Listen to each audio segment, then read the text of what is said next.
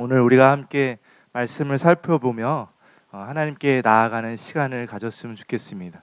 오늘 말씀은 아까 읽어주신 대로 에베소서 5장 8절입니다.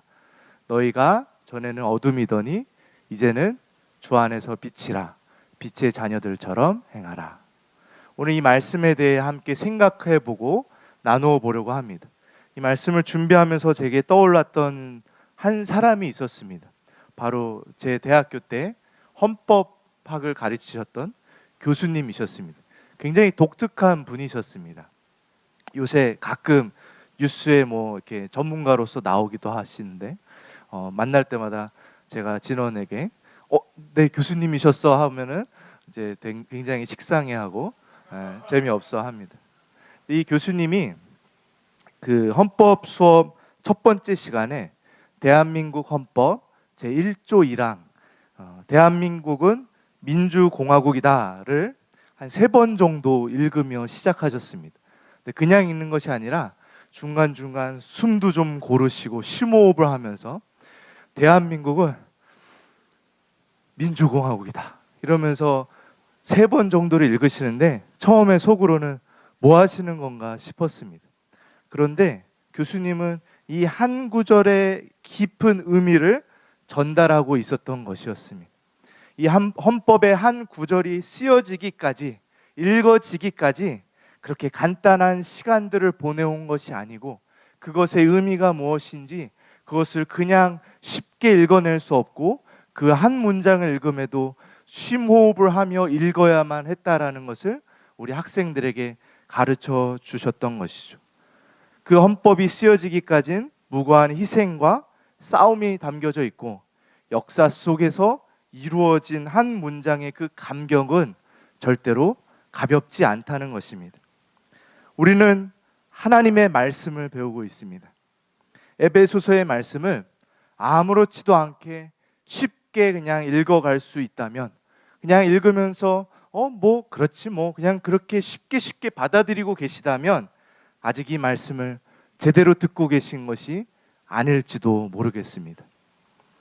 에베소서 말씀을 읽고 막 감격에 겨워서 막 기쁨이 넘치는 것은 한참 뒤의 일입니다.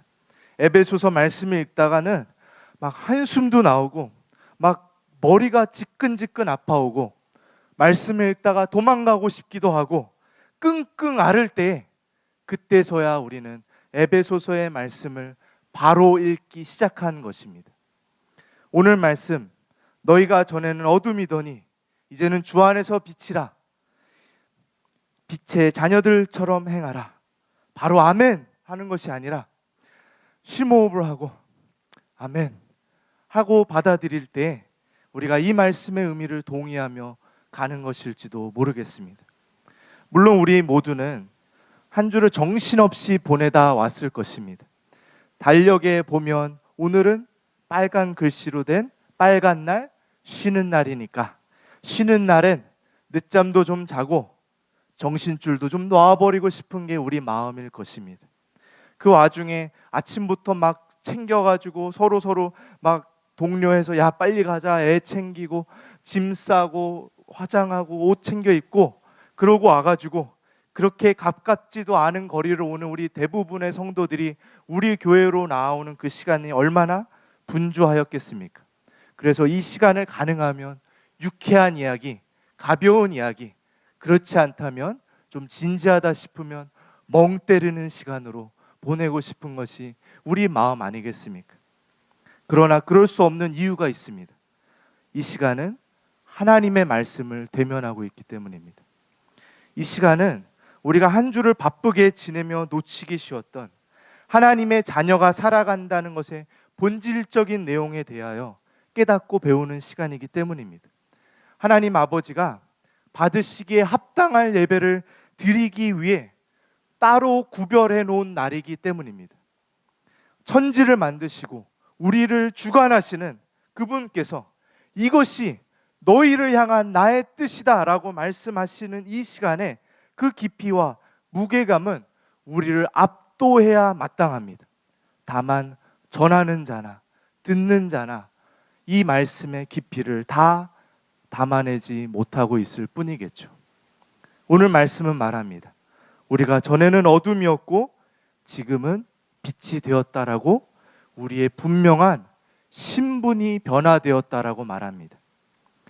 하나님의 진리 안에 거하지 못했던 어둠의 절망적 죄인들이었던 우리들이 이제 그분의 은혜 안으로 들어가서 하늘의 신령한 복을 모두 누리는 새로운 생명, 새로운 신분이 되게 하셨다, 새로운 존재가 되게 하셨다라는 하나님의 선포를 전하고 있습니다.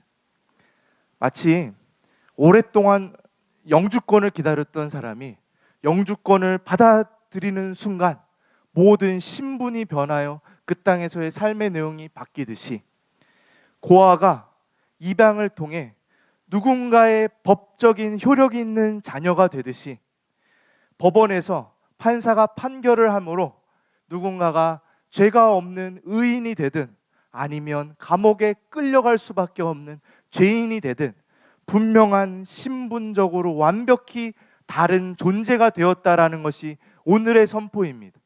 어둠이었던 우리가 빛이 된 것입니다. 앞서 나눈 헌법 제1조 1항이 이것을 잘 설명해 줄 수 있습니다. 우리나라는 헌법이 세워지기 전에는 오랜 왕정 시대를 지냈고 또 일제의 그 비참한 통치 속에 지냈던 나라였습니다.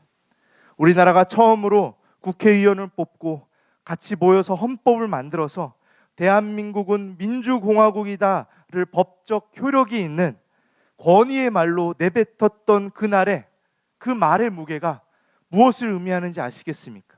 대한민국은 그 말을 선포하는 그 순간에 신분적으로, 법적으로, 존재적으로 전혀 다른 나라가 시작된 것입니다. 그 선포에 우리나라 사람들은 대한민국 만세를 부르며 온 나라가 축제로 이루어질 수밖에 없은 만큼의 이유가 그 말 한마디에 담겨져 있다는 것이죠. 새로운 존재가 되는 것입니다. 그런데 민주공화국이 되는 것보다 하나님의 자녀인 우리들에게 더 큰 의미 있는 선포는 바로 오늘 이 말씀입니다. 너희가 전에는 어둠이더니 이제는 주 안에서 빛이라. 너희가 전에는 어둠이더니 이제는 주 안에서 빛이라. 너희가 전에는 어둠이더니 이제는 주 안에서 빛이라. 이것이 우리의 새로운 생명입니다. 새로운 신분이며 새로운 정체성입니다. 하나님의 구원은 우리를 새로운 존재로 만드셨다는 것입니다. 예수 그리스도를 내어주심으로, 그 핏값 주심으로 우리는 새로운 사람이 된 것입니다. 민주공화국이 되기 위하여 많은 희생이 있어야 됐던 것처럼 우리가 하나님의 자녀가 되고 새로운 존재가 되기 위해선 하나님이신 그분이 그 영광의 자리를 박차고 우리의 한계의 삶으로 내려오셔서 십자가에서 죽으시는 그 대가를 치름으로 우리를 새로운 존재로 만들어 주셨다는 것입니다. 자, 그런데 문제가 있습니다. 이 새로운 신분은 주어졌지만 아직 이 새로운 삶을 그 전까지 살아본 적이 없다는 것입니다. 대한민국은 그날의 민주공화국으로 법적으로 선포되었으나 그 전까지 대한민국은 한 번도 민주공화국으로 살아본 적이 없었습니다. 누군가 나를 다스려주는 것이 익숙했던 사람들이 이제는 책임감 있는 민주공화국의 일원이 되어 나라를 세워간다는 것은 굉장히 어설픈 일이었습니다. 굉장히 시끄러웠습니다. 실수투성이었고 그 안엔 발빠르고 욕심 많은 사람들은 이 변화를 틈타 새를 잡으려는 아주 지저분한 일들이 가득할 수밖에 없는 역사를 맞이하게 된 것입니다. 그래서 대한민국의 근현대사는 그닥 좋게 평가받는 것이 별로 없습니다. 민주공화국으로 세워진다는 것은 그 새로운 지위에 합당하게 세워지도록 훈련하고 연습하고 넘어지고 다시 일으키는 모든 과정을 포함하고 있기 때문입니다. 우리가 빛의 자녀라고 말한다면 세상이 비웃는 것은 둘째치고서라도 아마 우리 속으로도 스스로 너가 무슨 빛이야 라며 비웃을지 모르겠습니다. 우리의 삶엔 아직 이 새로운 신분에 걸맞는 실력이 없는 것입니다. 삶의 경험과 내용과 성숙함이 없습니다. 우리는 왕과 같은 자녀가 되었습니다. 그러나 아직 거지 같은 근성이 남아 있습니다. 고아와 같은 습관이 남아 있습니다. 우리는 자유자가 되었습니다. 그러나 노예의 경험이 더 깊이 우리 영혼 깊이 새겨져 있는 것입니다. 우리는 빛이 되었습니다. 그러나 어둠의 습성이 깊이 남겨져 있습니다. 그러나 기죽지 마십시오. 이제부터 우리는 이 새로움에 걸맞는 삶으로 우리는 나아가야 하는 것입니다. 그것이 이 말씀의 의미입니다. 빛의 자녀들처럼 행하라. 여러분, 빛의 자녀들처럼 살아간다는 것, 행한다는 것이 무엇이라고 생각하십니까? 성경 공부를 하고 적용 질문에 가면 자, 하나님의 말씀이 이런 뜻이었어요. 자, 여러분의 삶에 한번 적용해 볼까요? 라고 질문해 보면 대부분 이 두 가지 대답을 합니다. 첫째, 저 기도해야 될 것 같아요. 요새 기도 많이 못했어요. 두 번째, 저 말씀을 좀 읽어야 될 것 같아요. 말씀을 잘 못 읽는 것 같아요. 중요한 적용입니다. 그러나 어떤 말씀을 대하든 어떤 질문을 대하든 어떻게 매번 이 질문에 똑같은 대답만 나오는지 모르겠습니다. 우리는 늘 기도해야 될 것 같고 말씀을 읽어야 될 것 같은 그 수준에 머물러 있다는 것입니다. 제가 생각했을 때에는 우리는 여전히 내가 빛의 자녀인지 확인 좀 할게요 라는 그 수준에 머물러 있다는 것입니다. 하나님께서 이미 우리에게 확보하시고 넌 빛의 자녀가 되었어, 이제 그거에 걸맞게 한번 살아가봐 라고 물어보실 때 우리는 여전히 나 하나님의 자녀 맞아요? 그 수준에 머물러서 살아간다는 것입니다. 그러나 하나님께서는 내가 너를 변화시켜 주었어, 그것에 걸맞게 한번 살아가 보자꾸나라며 우리를 미시며 재촉하시며 살아가도록 응원하고 계시다는 것입니다. 행하라 라는 오늘의 말씀은 우리를 향한 도전입니다. 에베소서의 이 말씀이 우리의 삶을 뒤집어 엎어버릴 만큼의 혁명적 선포라는 것을 한번 귀를 여시고 들으셨으면 좋겠습니다. 그러나 우린 여전히 이 말씀 앞에 큰 자극을 받지 못합니다. 저는 우리 교회 아이들 덕분에 처음으로 키즈 카페에 가봤습니다. 저는 사실 늘 궁금했습니다. 키즈 카페, 현대식 놀이터, 얼마나 신박한 것들이 많을까? 그곳에 가면은 어떤 세상이 펼쳐질까? 갔더니 저를 실망시키지 않았습니다. 어떻게 이렇게 아이들을 놀 수 있을까라는 생각이 들면서 또 한 가지 한편에는 약간의 위기감도 느껴졌습니다. 이런 것들을 경험하는 아이들이 복음을 어떻게 경험하며 살아가도록 가르쳐야 될까라고 생각했을 때 조금 위기감도 다가왔습니다. 그러나 제가 말하려는 것은 키즈 카페가 얼마나 좋은 곳인지를 얘기하려는 것이 아닙니다. 그곳에서 저에게 인상 깊었던 한 장면을 이야기하고 싶습니다. 그것은 한편에 마련된 부모들의 공간입니다. 그곳엔 아이들을 지켜보며 음료를 하나 시켜놓고 기다리고 있는 부모들이 앉아 있습니다. 여러분, 의욕을 잃어버린 사람의 표정이 궁금하다면 키즈 카페에 가보십시오.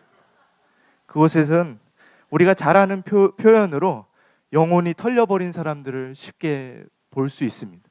참 인상 깊었습니다. 그런데 그렇게 낯설지는 않더라고요. 주일마다 이 자리에 서면 영혼이 털린 성도들을 거의 매주 확인할 수 있습니다. 우리는 지쳐서 그런 소리들을 내뱉습니다. 이 정도면 됐지 뭐. 나 할 만큼 해봤어. 이 이상 하는 건 좀 무리인 것 같아. 그러면서 우리는 딱 그 정도로만 만족합니다. 우린 분명 좋은 마음으로 선한 일들을 시작하였습니다. 그런데 그 길 속에 보상이 없다고 느껴지고 보람이 없다고 느껴질 때 우리는 쉽게 내려놓습니다. 그러나 그때 말씀은 우리에게 전하는 것이죠. 아니야, 그건 어둠의 모습이야. 다시 빛의 모습답게 살아봐.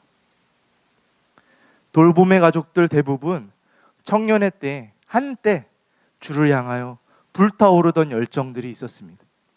그러나 이제 그 불길은 사그라드는 숯불처럼 겨우 수명을 유지하고 있습니다. 물론 청년 때의 무모함은 성숙하지 못한 신앙의 내용이 많고 치우친 위험성도 많이 포함하고 있었을지 모릅니다.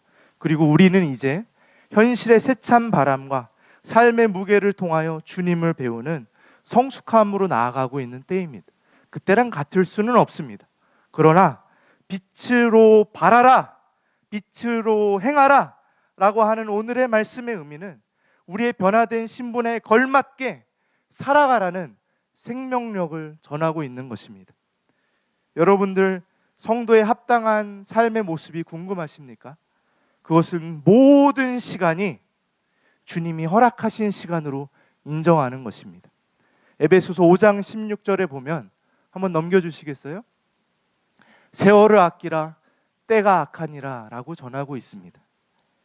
우리에게 허락된 모든 시간은 하나님을 위하여 사는 시간입니다. 하나님의 자녀로 살아갈 기회입니다. 해도 해도 또 쌓이는 설거지 더미 앞에 섰을 때 그때 우리가 하나님의 자녀로서 살아갈 기회 앞에 서 있는 것입니다. 인생의 동반자가 아닌 원수가 되어버린 듯한 부부 생활 안에 우리는 간음하여 떠나간 신부된 우리 성도들이 예수 그리스도께서 신랑으로 우리를 다시 맞이해 주시는 그 예수님의 신랑 되신 예수님을 따를 수 있는 기로에 서 있는 삶에 서 있는 것입니다. 은혜를 모르는 패역한 자녀 앞에 하나님 아버지의 마음을 닮은 부름받은 부모가 될 기회 앞에 서 있는 것입니다.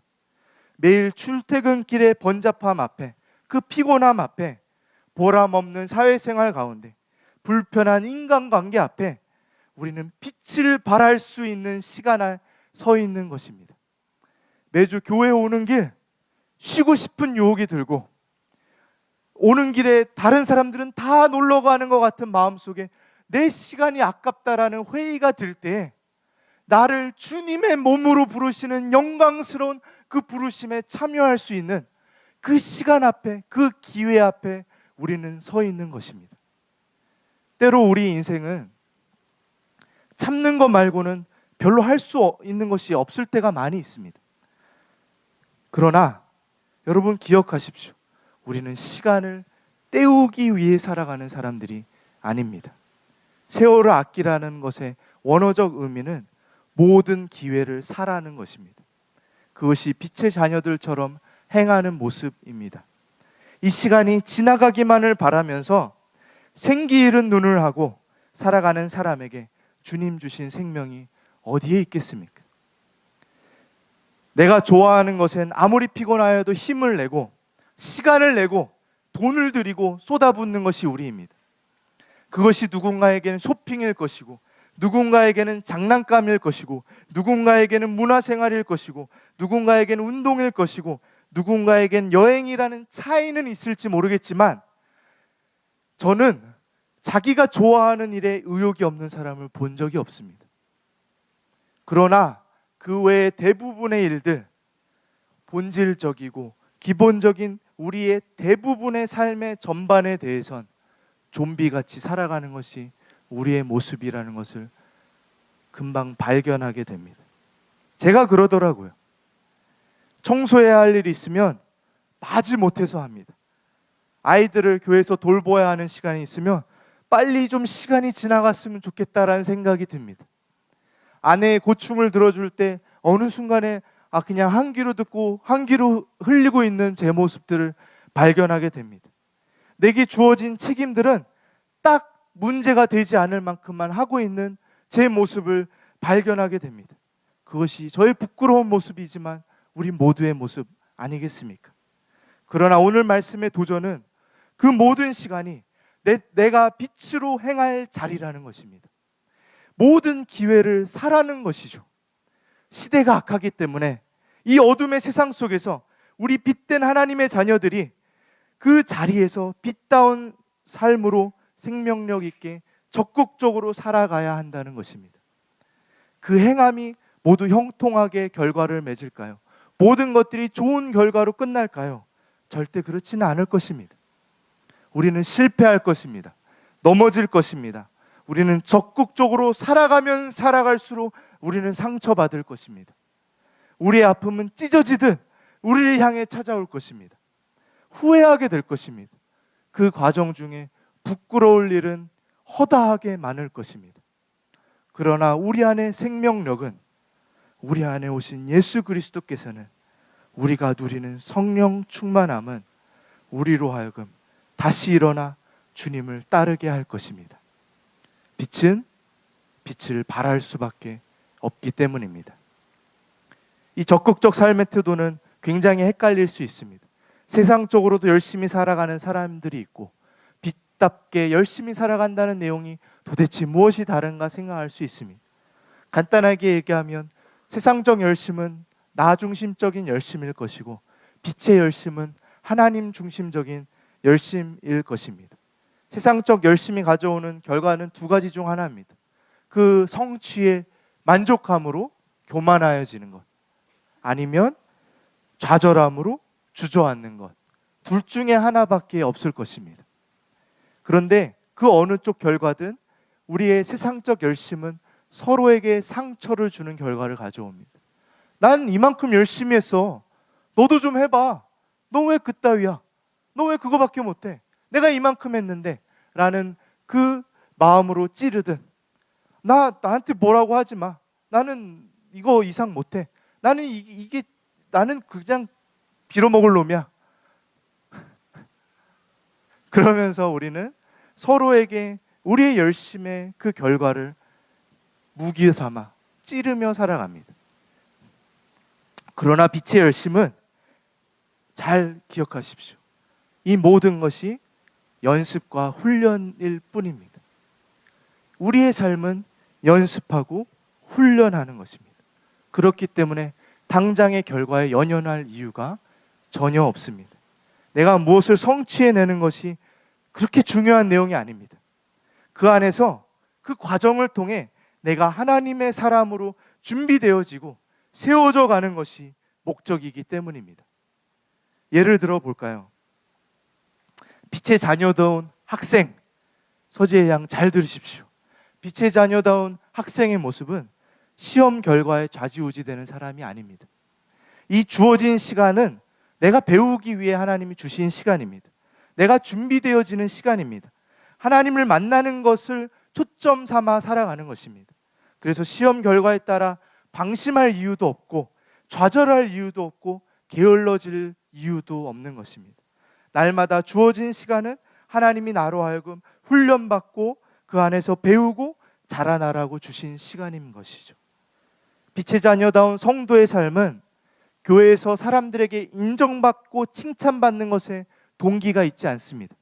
그렇기 때문에 내가 교회 안에서 섬길 수 있는 그 시간들을 통하여 주님의 몸이 되는 것을 경험하고 그 안에 배우고 자라나는 데 초점이 있는 것입니다.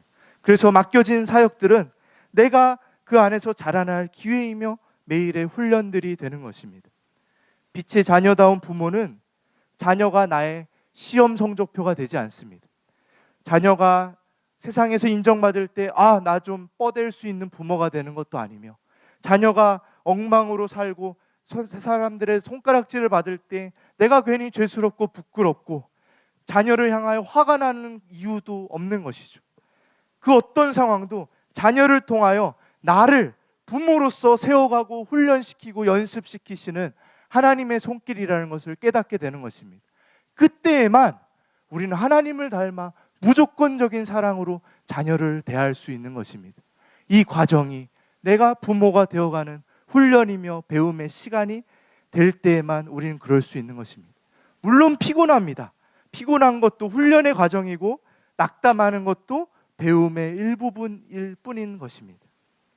저도 얼마 전에 에베소서 말씀 앞에 다짐하였습니다. 조원범, 더 이상 징징대지 말자. 지금 넘어져 내 자신의 서러움에 매몰되어 있을 때가 아니다. 일어나 행해야 할 때다. 난 드라마 속 비련의 여주인공도 아니고, 나는 성공 신화를 만들어내는 어떤 독종도 아니다. 나는 하나님의 자녀다. 나는 빛의 자녀다. 그러니 오늘 나의 삶은 연습이고 훈련이다. 이제 조원범 일어나 내게 주어진 삶을 적극적으로 살아가자. 오늘 주님을 만나고 오늘 내 삶 가운데 주님을 배우고 오늘 내 삶 가운데 주님을 닮아가자. 그것은 내가 지금 이처럼 주저앉아서 되어질 일이 아니다 라는 것을 이 말씀 가운데 하나님이 제 마음 가운데 부어주셨습니다. 히브리서에 이렇게 되어 있습니다. 넘겨주시겠습니까? 그러므로 피곤한 손과 연약한 무릎을 일으켜 세우고 너희 발을 위하여 곧은 길을 만들어 저는 다리로 하여금 어그러지지 않고 고침을 받게 하라. 사랑하는 돌봄 공동체 가족 여러분, 우리가 전에는 어둠이었지만 이제는 빛이 되었습니다. 주님의 사랑으로 빛이 되었음을 잊지 말고 살아가십시오. 그것은 깊은 고뇌 속에 하나님의 말씀 정말 내가 받아들일 만한가 생각하며 씨름하며 그 안에서 아멘 한다면 일어나십시오. 빛의 자녀답게 행하십시오. 함께 합시다. 빛의 자녀다운 삶이 한 사람이라도 있으면 세상 그 어떤 것이 두렵겠습니까? 그런데 함께 빛을 발하며 살아가는 사람들이 이 자리에 함께 있지 않습니까? 때론 옆에 사람이 빛이 시들시들해질 때 그 사람을 향해서도 다시 한번 빛을 비추어 주며 함께 빛으로 회복되어 나갈 수 있도록 해주는 존재들이 우리 서로 아니겠습니까? 피곤한 것 압니다. 우리 연약한 것 압니다. 그러나 주님은 죽기까지, 피 흘리기까지 우리를 위한 그 골고다 길을 가셨습니다. 우리는 아직 멀었습니다. 아직 배워야 합니다. 아직 훈련해야 합니다. 아직 한참은 더 가야 할 길이 남아 있습니다. 오늘 바울의 고백을 우리의 고백으로 함께 고백했으면 좋겠습니다. 빌립보서 3장 12절부터 14절입니다. 우리 함께 한 목소리로 한번 읽어보겠습니다. 시작. 나는 이것을 이미 얻은 것도 아니며 이미 목표점에 다다른 것도 아닙니다. 그리스도 예수께서 나를 사로잡으셨으므로 나는 그것을 붙들려고 쫓아가고 있습니다. 형제 자매 여러분, 나는 아직 그것을 붙들었다고 생각하지 않습니다. 내가 하는 일은 오직 한 가지입니다. 뒤에 있는 것은 잊어버리고 앞에 있는 것을 향하여 몸을 내밀면서 그리스도 예수 안에서 하나님께서 위로부터 부르신 그 부르심의 상을 받으려고 목표점을 바라보고 달려가고 있습니다.